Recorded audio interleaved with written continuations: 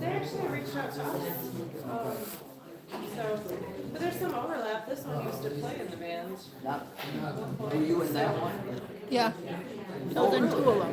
Yeah, that, I didn't know that one. I knew you were in So yeah, we actually, and it was funny when they came in and like realizing how many like connections with people in the band to our staff and stuff. It's kind of funny it took that long for it to come together. Or anybody to think of it, you know. But I follow both of them now. I follow classic.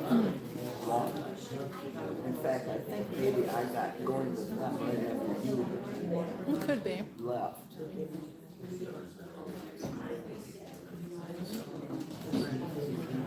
all right. Hello, welcome to Lunch and Learn. I'm Jennifer Vanette. I'm the outreach coordinator here. It's my pleasure to host this bi-monthly speaker series. Housekeeping announcements to start us off. If you need a restroom, there is one located just out that back door. It's nice and convenient. If you wouldn't mind silencing your cell phones at this point, just for the courtesy of all those around you. And then draw your attention to the fact that we do have some refreshments in the back, some little sweet treat of some type. I didn't check what it was today, but some water, some coffee. If at any point you're feeling like you need a little refresh, help yourself. We're not too formal around here. You can do that, and I know Deanna will appreciate it because she likes it when you have all drank the coffee. Our next Lunch and Learn, remember we do these every second and fourth Tuesdays. So our next one is, I didn't write down the date. What's the next Tuesday? Or March, what month are we in? Oh my goodness, okay. March 24th, that should be right, yeah. So March 24th, it will be one of our America 250 Power Place special editions. And we will have SVSU biology professor, Dr. Hannah Fazekas, and she's gonna talk about river basins. How communities like ours are shaped by and change the natural landscape. So it'll be a different way of thinking about the power of this place. So we're excited about that. And then today, it is Women's History Month. March is Women's History Month. And so I really wanted at least one topic this month to feature that. And so I was really happy to be able to reach out to Dr. Michael Evans. He is an associate professor at Delta College. He earned his PhD in history from the University of Nottingham, where he did medieval studies, right? And so this is right in his wheelhouse, and it sounds like a really fascinating take for us on Women's History Month. So please join me in welcoming Dr.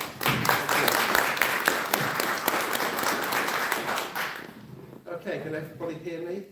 Yeah. Can everyone understand my accent? Yeah. Okay, so I decided to theme this around the concept of damsels in distress, because I think if we think about our stereotypical pop culture view of the Middle Ages, the typical medieval woman is a queen or a princess in a castle wanting a knight to rescue her. And what I want to talk about today really is to challenge that idea of medieval women as helpless, needing a man to look after them. In many ways, medieval women had a great deal of autonomy, a great deal of independence. I would argue that a woman in 12th century Europe, especially a woman of the right social background, probably had more rights than a woman in 19th century Britain or United States.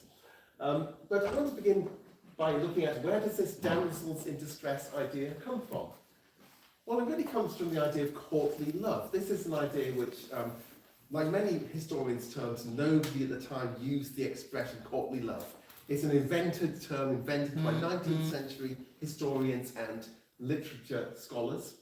But it reflects a concept that is common within medieval literature. Courtly, because it's associated with the courts of kings, of princes, of noblemen, etc., which were the centres for literature, centres for learning and culture in the 12th century.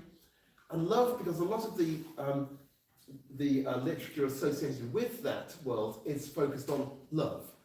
And the classic example, really the archetypal courtly love poem, which gives birth to this idea of the damsel in distress, the lady in the tower, is a poem by a man called Crétin de Troyes, who wrote at the court of the Counts of Champagne in northeastern France.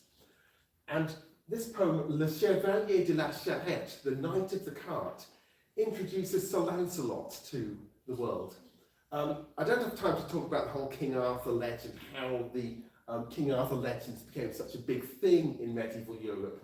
I'm just going to say that they were very popular in the 12th century for reasons that I don't have time to explore right now.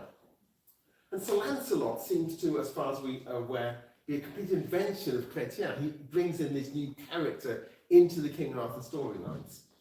And in the Chevalier de la Charrette, Queen Guinevere, King Arthur's wife, is captured by an evil king and kept prisoner in a castle. And Lancelot has to go and rescue her. And he endures various adventures and challenges on his way to rescuing Queen Guinevere. A part of the challenge is he has to ride in a cart, hence the Knight of the Cart. And a cart is seen as a very shameful thing for a knight to ride in. Who uses carts is peasants. So to ride in a cart, this is a shameful thing for Lancelot to have to do. But he does it anyway because he wants to rescue his lady. And at the end of it, Queen Guinevere is rescued by Lancelot, and she asks him, how did we get here? And he says, I rode in a cart, but I hesitated to ride in this cart because a knight should not do that, it's shameful. And Guinevere says to him something along the lines of, if you really loved me, you would have hopped into that cart without any kind of complaint. So talk about ingratitude. There's a lot to unpack, as people like to say today. A lot to unpack in that story. Again, I don't have time to go into it, all the ideas of knightly honour, shame, what a knight should do for his lady. But it kind of fixes this idea of the woman as the one who needs rescuing by the knight. And I want to shape this talk around the theory of what medieval women should be like, according to mainly male writers, versus the reality of what medieval women's lives were really like. In practice, women had a lot more agency, a lot more autonomy than the idea of the passive damsel waiting to be rescued would have us believe. So one source of the idea that women were untrustworthy, should not be trusted with any kind of power, came from religion. Christianity, in particular the Catholic Church, was dominant both in terms of ideas but also in society in the Middle Ages. And the view of women was shaped around two women from the Bible, Eve and Mary. Eve, we see at top left, she is responsible for the fall of mankind, fall of humanity. The story goes in the Garden of Eden, God says to Adam, you can do anything you like, just don't eat that fruit from that tree. Eve is tempted by a serpent, who of course symbolises the devil, to eat the apple, and even worse, to ask Adam to persuade Adam to eat the apple as well. So the story of Eve in the Garden of Eden is taken to mean that women cannot be trusted, women are disobedient, even worse, women will tempt men into bad ways. And a woman is responsible for the fact that we've been thrown out of paradise and we're living in the corrupt, sinful world in which we are. The flip side of that was Mary. If Eve is responsible for the fall of man, Mary, through giving birth to Jesus, is responsible for the salvation of man. She, as it were, corrects the error of Eve. She's a more positive female figure. But even then, Mary is still very much a maternal figure, literally a maternal figure. Her significance is she gives birth to Christ, gives birth to God. And so women are basically given this impossible role model. The best woman, the best female role model for women in medieval Christianity is a woman who's both a virgin and a mother, which is literally an impossible role model, unless you are Mary, of course. Another source of ideas about women is society, feudal society. I put feudal in quotes because this is another term which no one used at the time. Historians have invented this term after the fact. Feudalism is the structure of medieval society basically around warfare. So the central figure here is the knight. On either side of that is the churchman and the peasant, reflecting the idea that there were three orders in society, three groups in society. Those who pray, the churchmen on the left, those who fight, the knight in the centre, and those who work, the peasant on the left. All of these people contribute to society, all of them get something out of it as well. They all do their work, praying, fighting, working. But this is a very male-dominated society. Women could not become priests, therefore could not become bishops, could not have any kind of hierarchy, role in the hierarchy of the church. Women could not be warriors. They could be peasants, but who wants to be a peasant? Okay.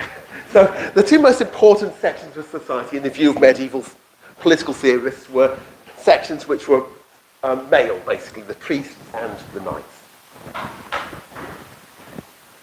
Another problem for medieval women was the inheritance of medieval Greek philosophers, notably Aristotle.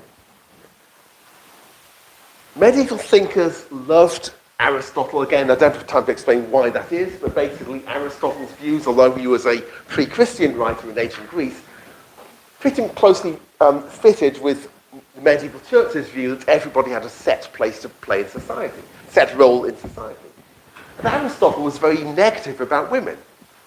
He basically argued, again, I'm using scare quotes again, scientific views, basically argued that women were incomplete men. Women lacked heat. Women were colder and wetter than men, according to the scientific theories of the day. Because they lacked this heat, they failed to fully develop. In particular, they failed to fully develop a certain part of the anatomy that men have and women do not have. Going along with this idea was the idea that people are created by male semen. The sperm carries everything in it, today we call genetic material, that the human needs. All the woman does is be like somewhere where the sperm grows. The idea that the woman gives anything genetically to the child was rejected by Aristotle and by extension, I keep forgetting I'm wearing this, therefore by extension by medieval thinkers. And these are some views you get of medieval women by male writers. Gratian, who was a churchman, who was a writer on church law, one of the most influential people in formulating and setting into writing the church's beliefs. Women should be subject to their men. The natural order for mankind is that women should serve men, and children their parents. But it is just that the lesser serve the greater. The image of God is in man, and it is one. Women were drawn from man. Again, the Eve belief, Eve story, the idea that woman is created by God taking a rib out of Adam to create a woman. The image of God is in man, and it is in one. Therefore, woman is not made in God's image. Adam was beguiled by Eve, not she by him. It is right that he whom woman led in wrongdoing should have her under his direction. Because of Eve, all women should be subject to men. The second source, from a lot later, the 1400, the Merchant of Paris. He was a writer, we don't know his name, but he was a writer from a well-to-do middle-class family, a merchant family. He wrote a book of advice to his young bride on how a woman should run a household. So whereas Gratian represents the kind of the intellectual view of women, Merchant represents what you might call the common sense, a day-to-day social view of women's role. Remember the country proverb, he says, that says there are three things that drive a good man from his home: a house with a bad roof, a smoking chimney, and a quarrelsome woman. I beg you, in order to preserve your husband's love and goodwill, be loving, amiable, and sweet with him. And the book is basically full of this advice about how, after a hard day doing important man stuff, the merchant should come home and the woman should have everything in place. Thankfully, that view does not exist anymore, does it? I don't know. Can you see?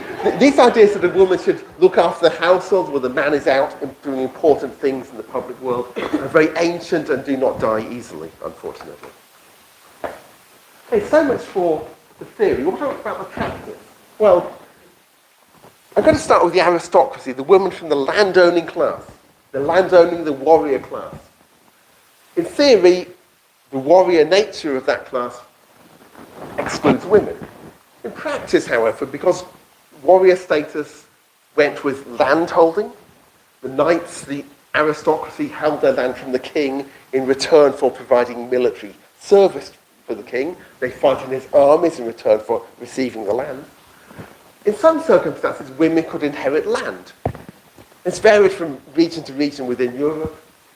But generally speaking, if there was no male heir, if there was no older brother to inherit, the woman could inherit the land and therefore the title, and therefore the role that went with being the landowner. Which means in some circumstances, women could actually hold military command. Now, this image from this manuscript, this is not meant to show reality of women's lives. This is more sort of a satirical, comical view of the woman wielding the sword and giving this man a bad headache. I'm not saying this happened all the time, or indeed frequently, but it did happen sometimes. In reality, the women were the warriors, the leaders of armies, the defenders of castles, and so on. So this woman in this tower is not waiting for a man to rescue her, quite the opposite. She's telling this man exactly what she thinks of him trying to storm her tower, as it were. Okay, next. The middle classes, tradeswomen, manufacturers. These are the people usually in the towns and the villages, involved in crafts, involved in industry. Again, most crafts, most trades were male-dominated, but some were seen as suitable for women. Typically those crafts which were associated with the household and with production, production of cloth, production of food, production of drink, things that were seen as appropriate roles to women in the domestic sphere. In this image you see women making wine. So winemakers, brewers, spinners, weavers, these people were often women. And these women, because they were businessmen, or businesswomen, I should say, they owned their own business, they had independence, they had legal and economic independence. There's a concept called coverture, which literally means coverage in French, which was a feature of many medieval legal systems, many modern legal systems right through into the 19th century, that said that the woman was covered by her man legally. Once she married, she disappeared as an independent legal entity. She was covered by the man. But these women were not covered. They were independent actors, independent economic and legal entities in their own right. And these women could become very prosperous in some cases, who were craftsmen, craftswomen, tradeswomen, manufacturers.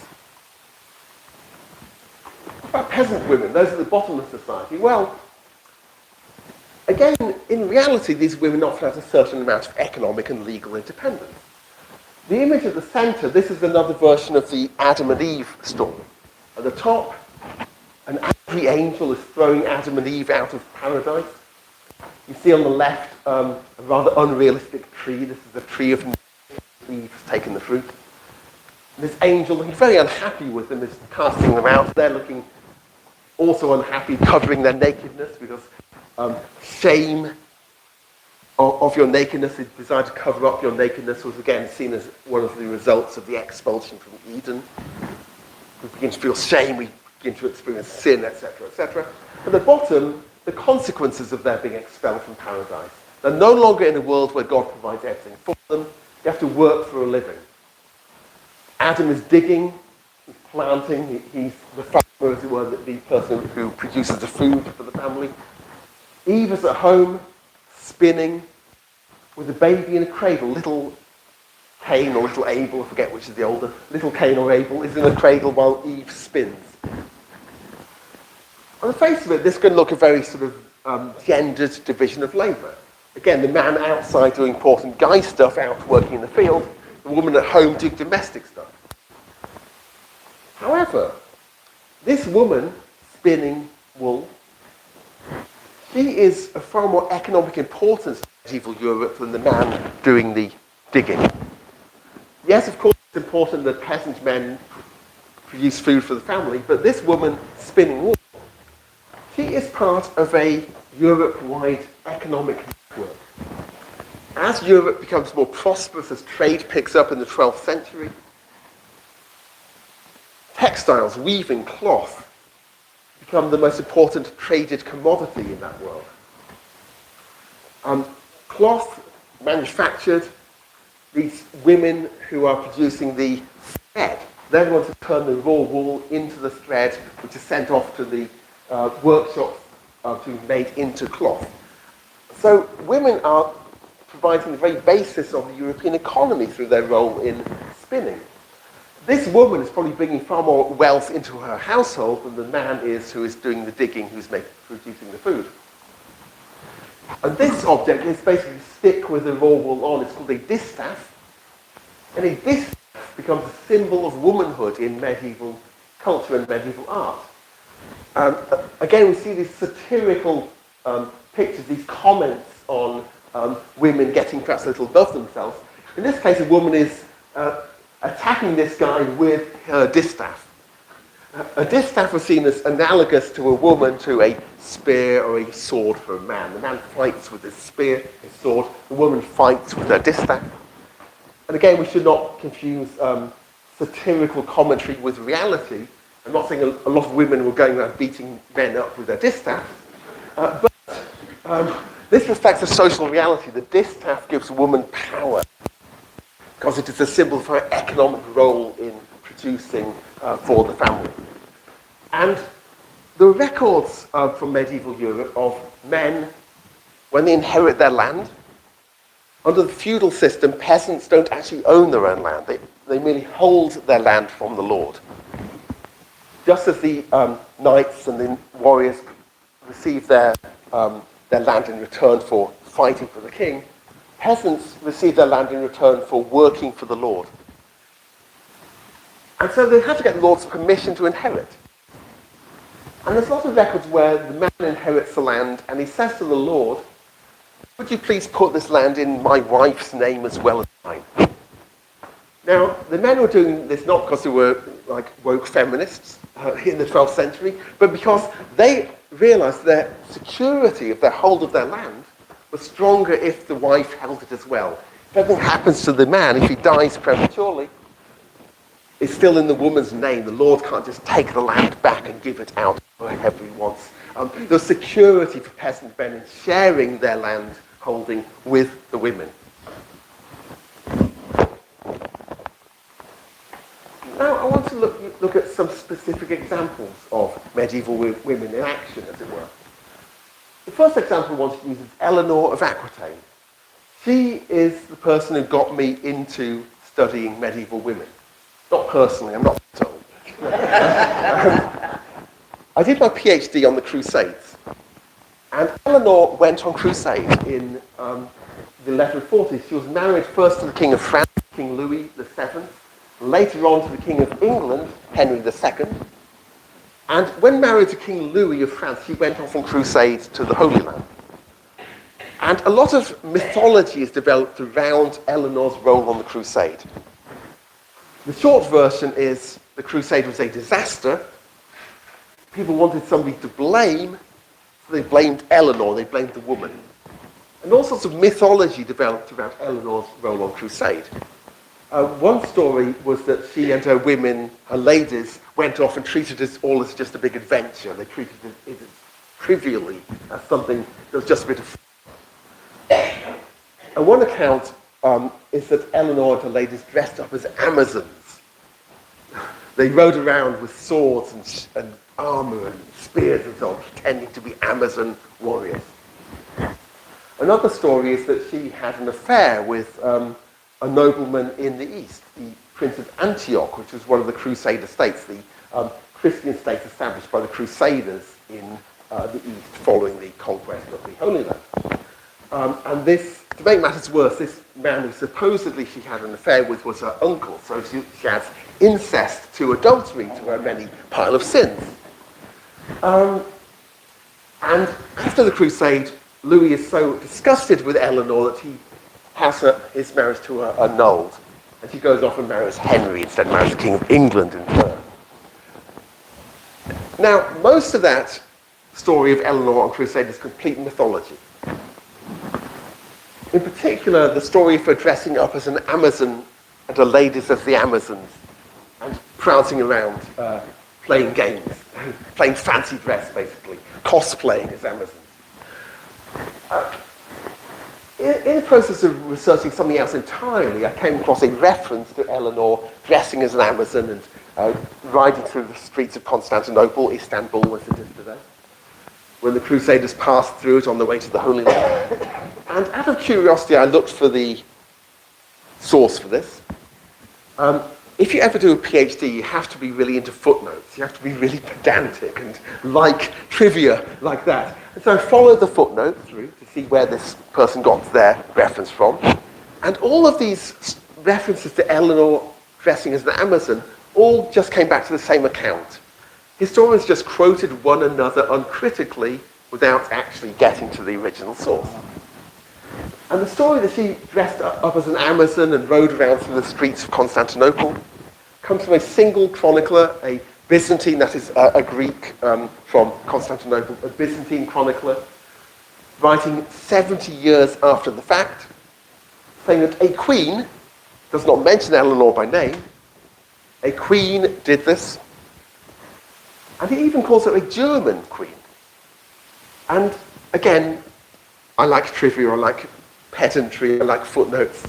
So I had to find out the Greek word for German. Did this mean German literally, or did it just mean any Western European? It specifically meant German. So Eleanor dressing up as an Amazon comes down to one account 70 years later saying a German woman, who is not named, does this. It's clearly a legend, clearly a myth. And from this myth, the whole story of Eleanor has been created. So the other stories about, for example, her adultery with her uncle. This reflects the fact that Eleanor was a powerful woman in her own right. Aquitaine, that's this region in the southwest of France. These lordships in France were practically independent countries in their own right. In theory, they were under the King of France. In practice, all the King of France really controlled was this dark green area. All these other lordships, the duchies, the counties, yeah, they bend the knee to the king, but they have a lot of independence. And Eleanor, she inherits Aquitaine in her own right. She's the Lady of Aquitaine in her own right, the Duchess of Aquitaine. Why did she go on crusade with King Louis? Well, I believe it's because she was an important lord, as it were, an important ruler in her own right. Louis needs her, and crucially, the knights that she brings with her as their lord, as their overlord, as their Lady of Aquitaine. And so she's not going off because she's off on some kind of trivial little fun trip with her girls. She's there because she's an important ruler in her own right. And the story of her adultery with her uncle, again, this probably reflects power dynamics. Again, I don't have time to go into this in detail. I feel like I'm saying that a lot today, aren't I? But there are lots of disagreements among the Crusaders. Louis, the king, Eleanor's husband, disagreed with the Prince of Antioch, Eleanor's uncle. And Eleanor took his side. Eleanor sided with him against her husband. And for misogynist medieval chroniclers, this could only be because they were having some kind of secret affair. It couldn't possibly be that a woman might be right, might have the right opinion, and that Louis, her husband, would be wrong. No, it must be some kind of sinister motive behind this. When she and her uncle are meeting and talking and politicking, is that even a word? Doing politics. The assumption must be that they're up to something no good, they're up to something naughty. And later on, this story that she has an affair with her uncle gets inflated even further into a claim that she had an affair with Saladin, who was the Muslim leader, the main enemy of the Crusades, who was about 10 years old at the time, so probably not. 10 years old and not in power at all. He was just the nephew of a warrior in the Sultan's army. Not anyone of any significance, not even an adult. So Eleanor is a good example of how stories get inflated about women based in part on misunderstanding of the role that women really had. Now, my second real-life example is Nicola de la Haye. She is a real-life lady in a tower. In 1217, England is going through one of the many civil wars that happened in the Middle Ages. A number of noblemen have rebelled against the king. They've sought help from the French, so a French prince is over there as well with the rebels. And Nicola de la Haye is in Lincoln as Lincoln is besieged by this rebel army and their French allies. Nicola, she is the castellan, that is the commander of the castle of Lincoln. This is another example where a woman has inherited a title, inherited land, but actually inherited the power that goes with it. She really is the commander of the castle of Lincoln. And she leads the defense of Lincoln until eventually the siege is raised by allies of the king coming along to defeat the French and the rebel army.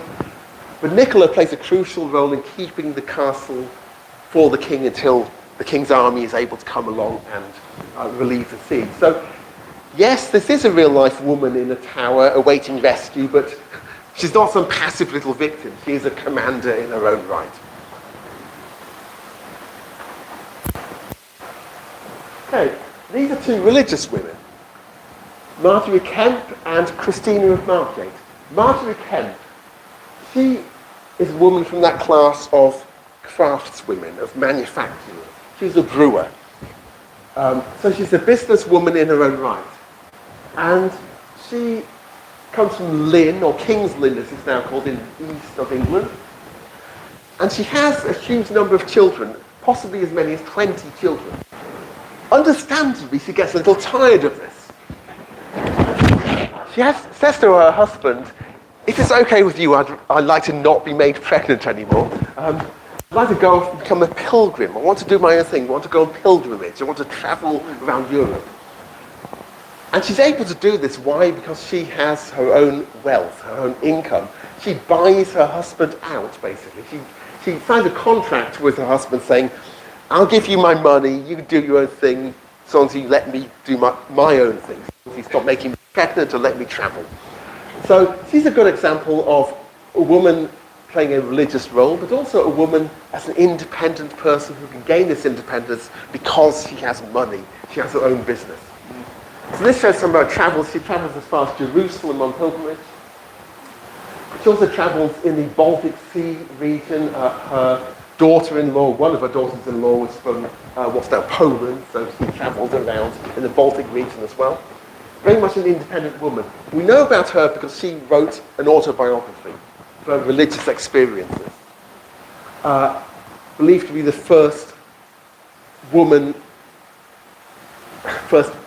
autobiography penned by a woman in the English language.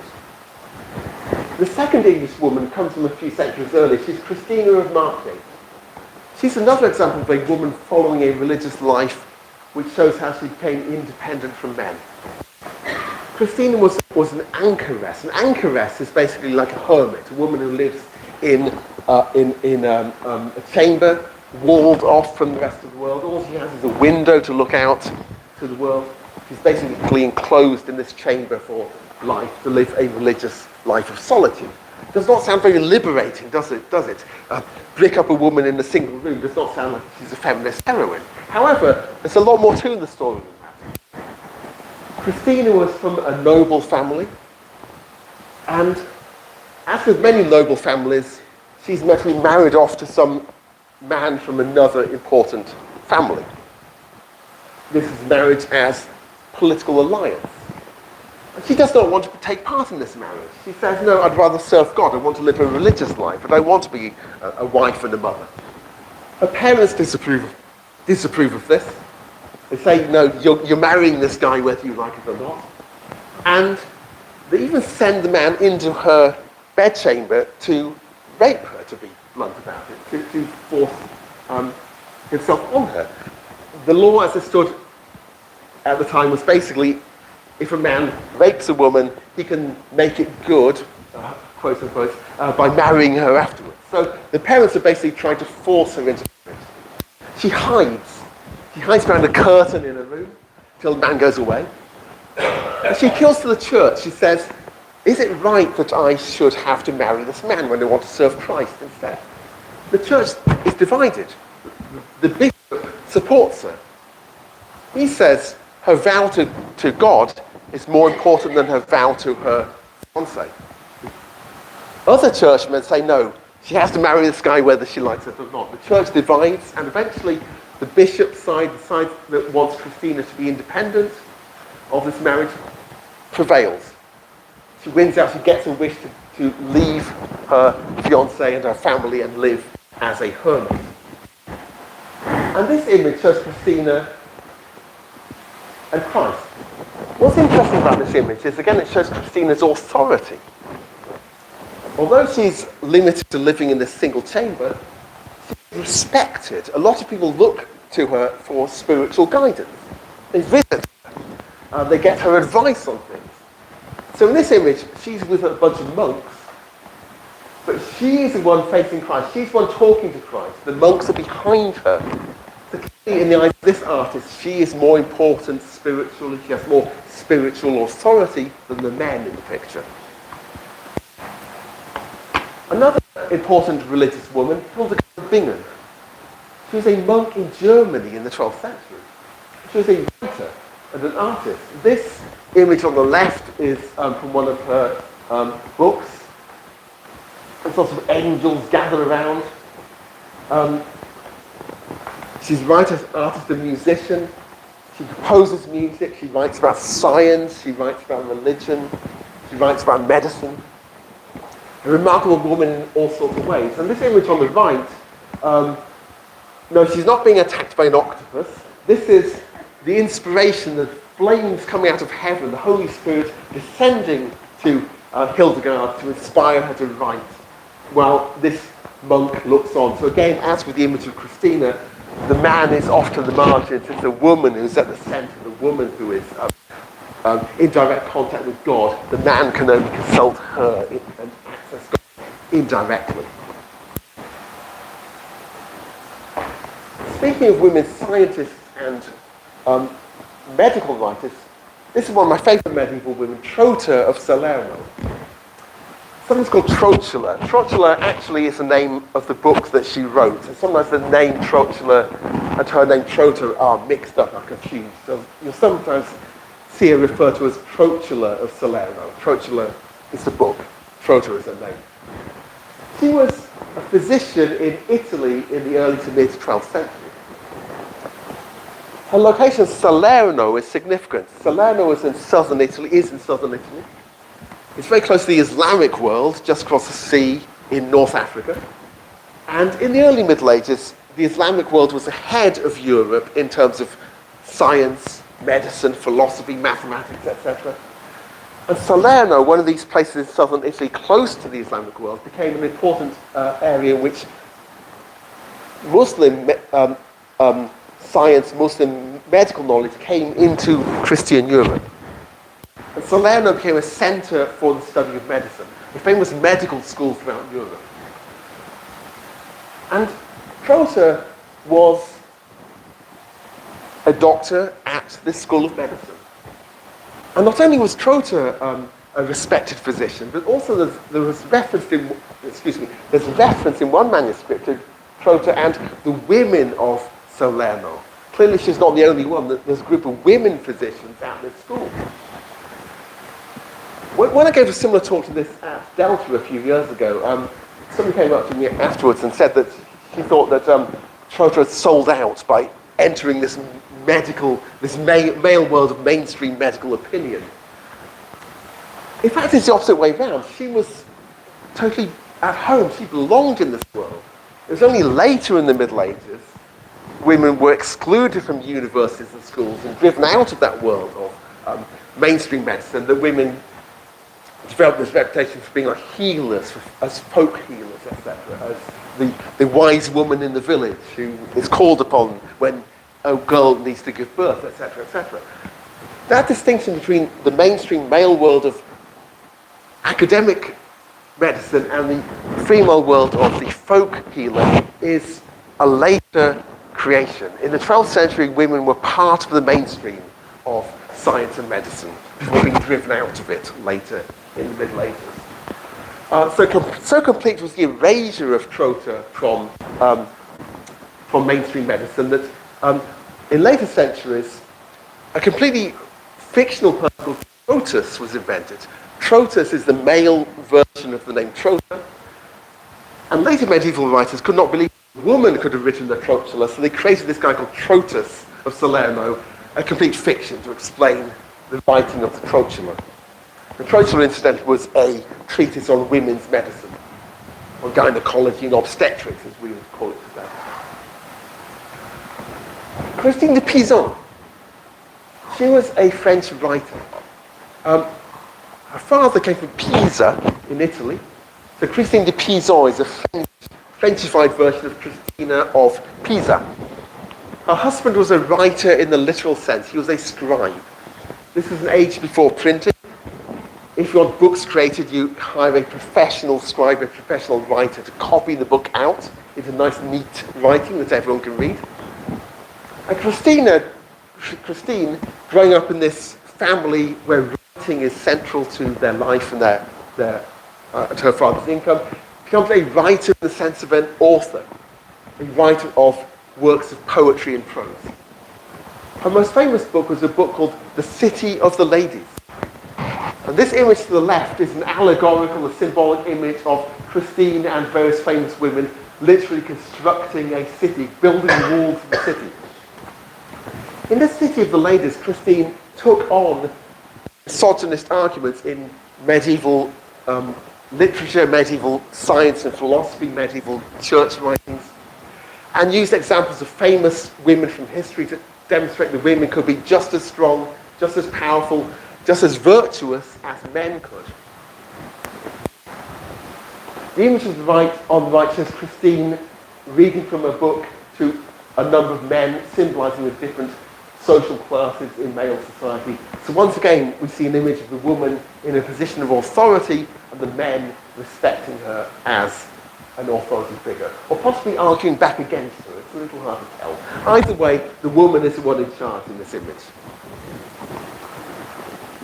One of Christine's poems was a poem in honour of a woman I'm sure you've all heard of, perhaps the most famous medieval woman of them all, Joan of Arc, or Jeanne d'Arc, to give her French name.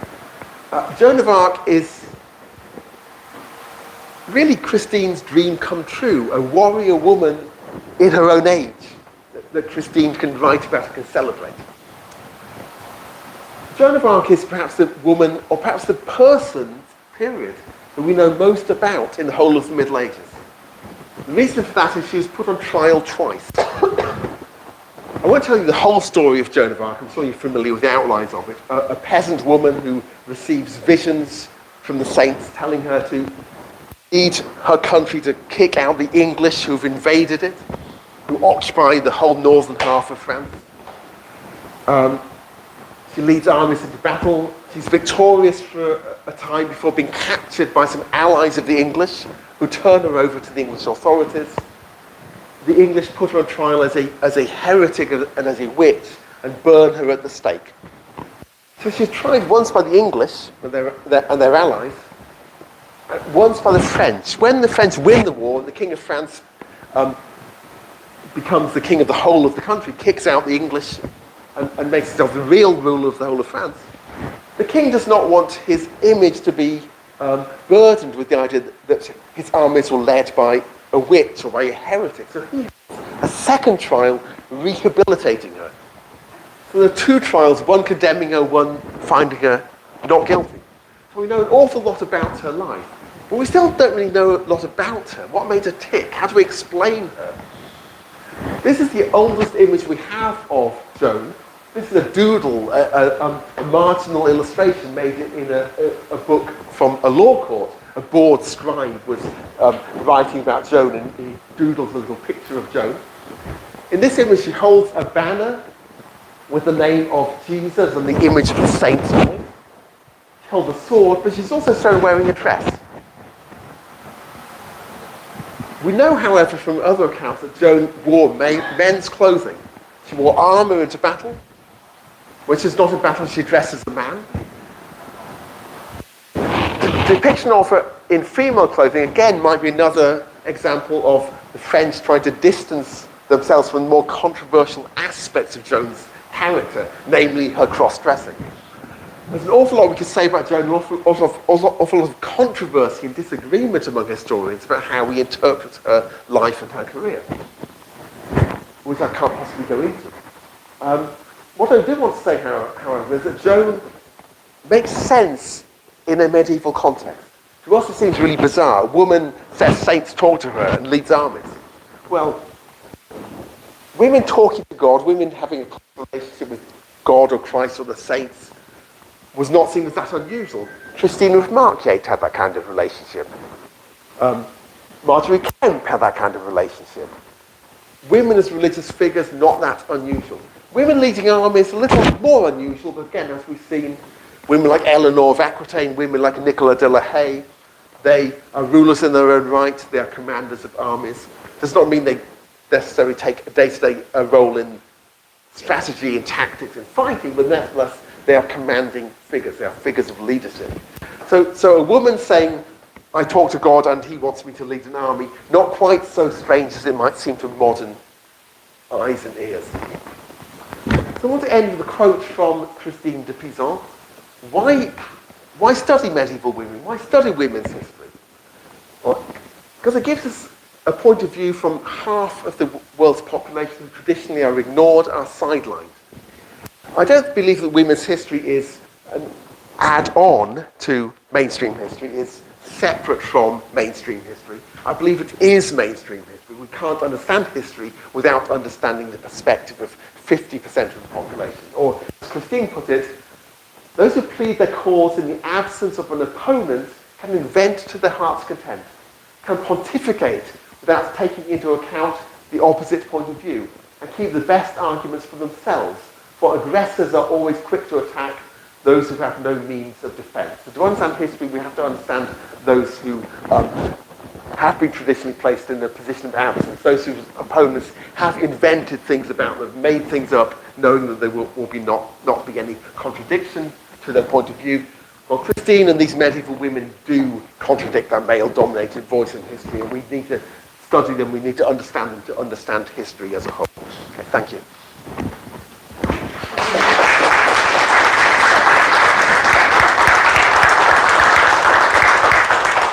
And I timed this perfect within 1 second, so we have about 15 minutes for... We have time for questions, so does anybody have?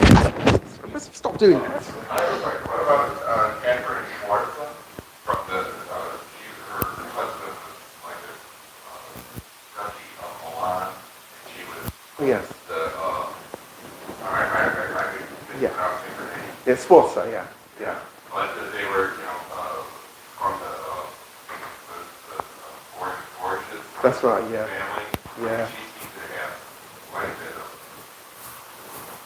power. Oh, yeah, she was one of these women who leads defense of castles, and Right.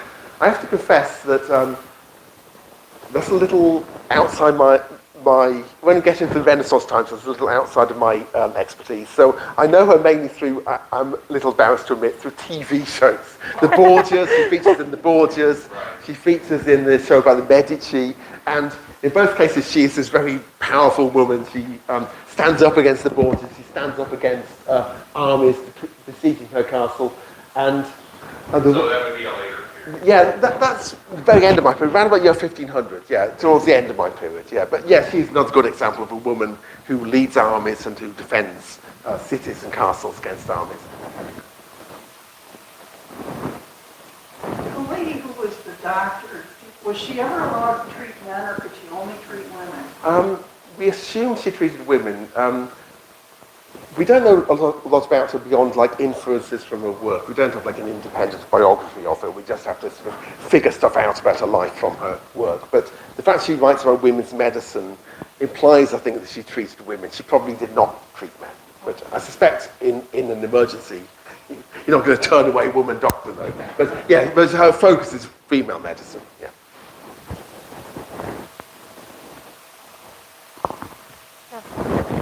Common for women, well, I don't know exactly how it works, all I've seen is movies on Yeah. it.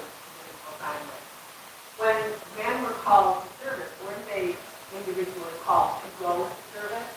And therefore their wives would be responsible for keeping Yeah. the home fires burning. Exactly, yeah. That's the whole area which I didn't go into exactly. The women were the managers of the estates. The women in men's absence on crusade or in warfare or just traveling. For example, Eleanor of Aquitaine's second husband, Henry II of England. He rules not just England, he rules the entire panoply of territories in France as well. All these orangey red family colours, these are various different parts of Henry II's domains, including Eleanor's Aquitaine. So he's constantly travelling to keep control of all these territories. So Eleanor frequently has authority while Henry is off doing his thing. And that's not unusual. That's in fact very, very common for women to be the ones managing estates, managing even managing kingdoms while the husband is away. And a lot of research over the last few decades has shown that women were co-rulers as well. And not only were they ruling in the man's absence, but even when the man was there, they shared power. So that's a really, really important point. So thank you for mentioning that, because that's a whole area which I didn't even get into.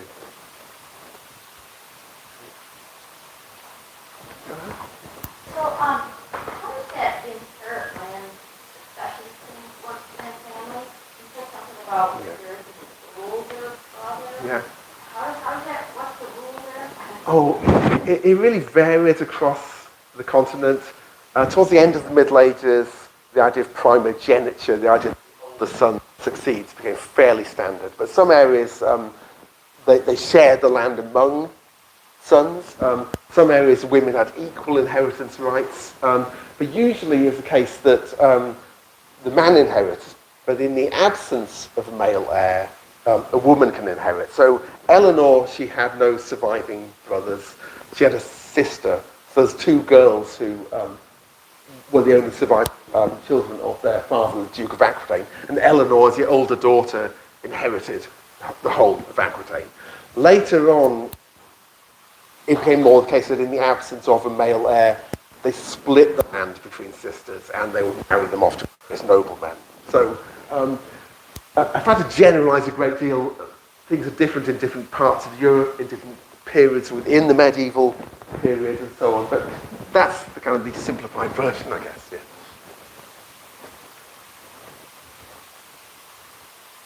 Any other questions? No? Okay, well, this was really fascinating. Let's thank Dr. Evans again. Thank you.